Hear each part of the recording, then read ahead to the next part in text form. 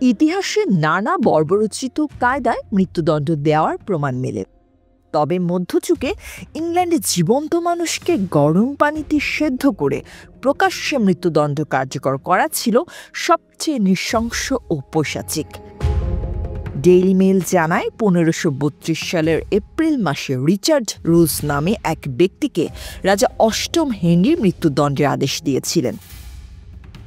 প্রাচীন নথি অনুযায়ী 1531 সালের 18 ফেব্রুয়ারি দক্ষিণ লন্ডনের ল্যাম্বেথে রচেস্টারের বিশপ জন ফিশারের বাড়িতে খাবারে বিষ প্রয়োগের অভিযোগ আনা হয়েছিল তার বিরুদ্ধে।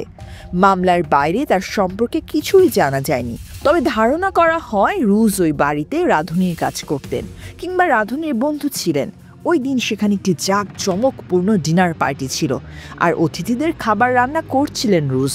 ডিনারের পর 17 জন লোক গুরুতর অসুস্থ হয়ে পড়েন। ফিশারের পরিবারের সদস্য বার্নেট কারওয়েন এবং অ্যালিস ট্রিপিট নামে এক নারী ভিক্ষুক খাদ্য বিষক্রিয়ায় মারা যান। তদন্তে প্রমাণিত হয় রুজ খাবারে এক ধরনের অজ্ঞাত সাদা পাউডার মিশিয়েছিলেন, কিন্তু রুজ দাবি করছিলেন ওটা ছিল তার একটা রসিকতা। কাউকে হত্যা করতে তিনি সেটা মেশাননি।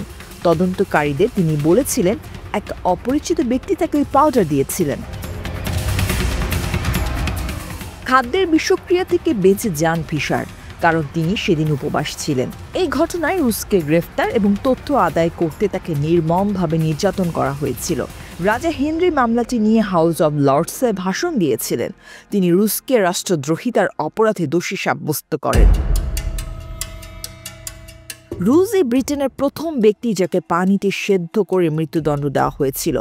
যদিও মৃত্যুর বিবরণ খুব কম পাওয়া যায়, সেই সময় নথিতে দেখা যায় তাকে স্মিথফিল্ডে একটি গিবেটে অর্থাৎ এক ধরনের লোহার খাঁচায় ভরে শেকল দিয়ে বেঁধে ফুটন্ত কড়াইয়ে ডুবিয়ে রাখা হয়েছিল।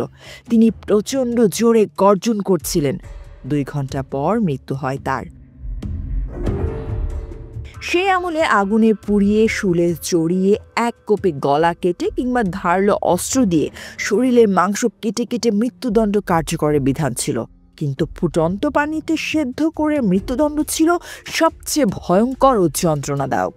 পরবর্তী সময়ে রাজার রোষানলে পড়েন ফিশার, কারণ হেনরি তার প্রথম স্ত্রী আরাগন ক্যাথরিনের সাথে বিয়ে বাতিল করে অ্যান বোলেনকে বিয়ে করতে চেয়েছিলেন, কিন্তু ফিশার চার্চের পক্ষে বিয়ে নিষিদ্ধ করে ক্যাথরিনের পক্ষ নেন এবং বোলেনের উপর আক্রমণ করেন।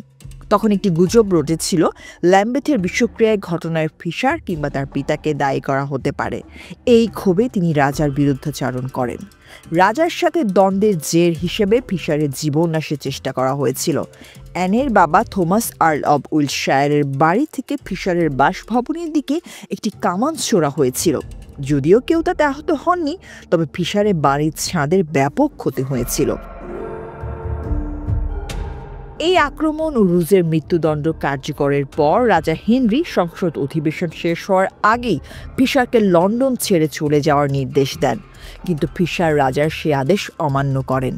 সর্বোচ্চ ক্ষমতার নির্দেশ না মানায় 1535 সালে ফিশারকে মৃত্যুদণ্ড দেন রাজা হেনরি। ফলে রাজা ইংল্যান্ডের চার্চের প্রধান হিসেবে প্রতিষ্ঠিত হন এবং ক্যাথলিক চার্চের সাথে সম্পর্ক ছিন্ন করে বোলেনকে বিয়ে করেন।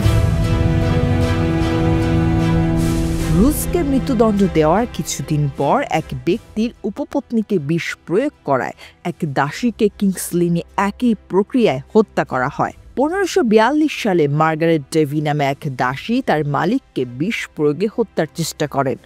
স্মিথফিল্ডে তারও মৃত্যুদণ্ড কার্যকর হয়েছিল। মৃত্যুদণ্ডের এই প্রক্রিয়াটি এতই নির্মম ছিল যে জনগণ তা পছন্দ করেনি। প্রকাশ্যে মৃত্যুদণ্ডের এই ভয়াবহতা দেখে অনেক নারীর গর্ভপাত হয়েছিল, অনেকেই অজ্ঞান হয়ে গিয়েছিলেন। তাই এই আইনটি বেশি দিন টিকেনি। পরে রাজা হেনরির পুত্র ষষ্ঠ এডওয়ার্ড 1547 সালে মানবতা বিরোধী আইনটি বাতিল করেন, কারণ রুজকে হত্যার পর জনগণ রাজার বিরুদ্ধে বিক্ষুব্ধ হয়ে উঠেছিল। বর্বর এই শাস্তিকে ইংল্যান্ডের নাগরিকরা তখন ইতিহাসের সবচেয়ে খারাপ মৃত্যুদণ্ড বলে অভিহিত করেছিলেন। কেউ কেউ বলেছিলেন এটি খারাপের চেয়েও খারাপ।